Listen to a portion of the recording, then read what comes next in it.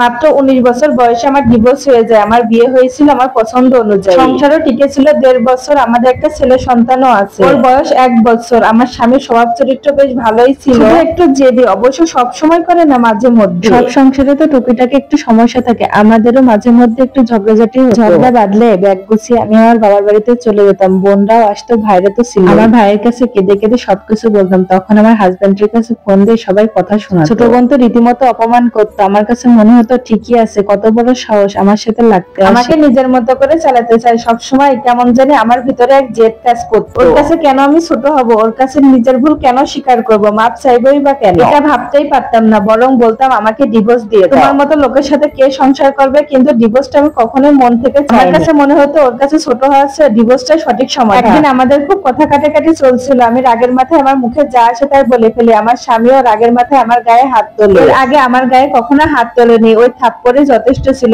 যে কথা সেই কাজ। আমি আমার বাবার বাড়িতে চলে গেলাম। বরাবরের মতো আমি নিজের দোষটা না বলে ওর দোষটাই দিলাম। আমার পরিবার বলল ওই ছেলের সাথে সংসার করার দরকার নেই, তুমি মামলা ঠুকে দাও। সবার পরামর্শে আমার স্বামীর নামে আমি নারী নির্যাতনের মামলা দিলাম। কিছুদিন পরে পুলিশ তাকে ধরে নিয়ে গেল। তার বাসায় মুরব্বীরা এসে বলল তাদের ছেলের নামে মামলাটা যেন আমি তুলে নিই। তারা হাত জোর করে বলল আমি যেন তাদের বাসায় চলে যাই। তখন আমার টেনশন হতো, সে কি নিজ থেকে আমার গায়ে হাত তুলেছে? আমি যদি এত কথা না শোনাতাম, সে কি আমার গায়ে হাত তুলেছে? এসব কথা বাড়িতে শেয়ার করলে তারা বলতো কেন তুই ফিরে যাবি, গেলে তোকে অপমান করবে, তোকে অসহায় ভাববে। একবার তোর গায়ে হাত তুলেছে মানে বারবার একই কাজ করবে। নিজ থেকে ফিরে যাওয়ার কোনো প্রশ্ন আসে না। আমি ভাবতাম আমার স্বামী তো এরকম না, সে যেদিন আমার গায়ে হাত তুলছিল সেদিন আমার কাছে ক্ষমা চেয়েছিল। তবে ওর নামে মামলাটা আমি তুলে নিলাম। তারপর কিছুদিন পর সালিশ বিচার হওয়ার পরে ওর নামে দোষটা আমি দিলাম। ও সব দোষ মাথা পেতে নিল। আবারও নতুন করে আমরা সংসার শুরু করলাম। বেশ কয়েক মাস ভালোই কাটছিল। আবারও একদিন আমাদের মাঝে তুমুল ঝগড়া। তারপর আমি আবারও ব্যাগপত্র গুছিয়ে আমি আমার বাবার বাড়িতে চলে গেলাম। তারপর শুনলাম আমার স্বামী নাকি অনেক অসুস্থ। তারপর আমি যেতে চাইলে আমার বাড়ির লোক বলল ঝগড়া করে আমার একা একা যেতে হয় না। ভাবছিলাম এবারও আমাকে নিতে আসবে, কিন্তু না, সে আমাকে ডিভোর্স লেটার পাঠিয়ে দিল। এটা দেখে আমার পরিবার অনেক ক্ষেপে গেল। ভুলগুলো আমার চোখের সামনে ভাসতে লাগলো। আমার পরিবার মনে করে দিল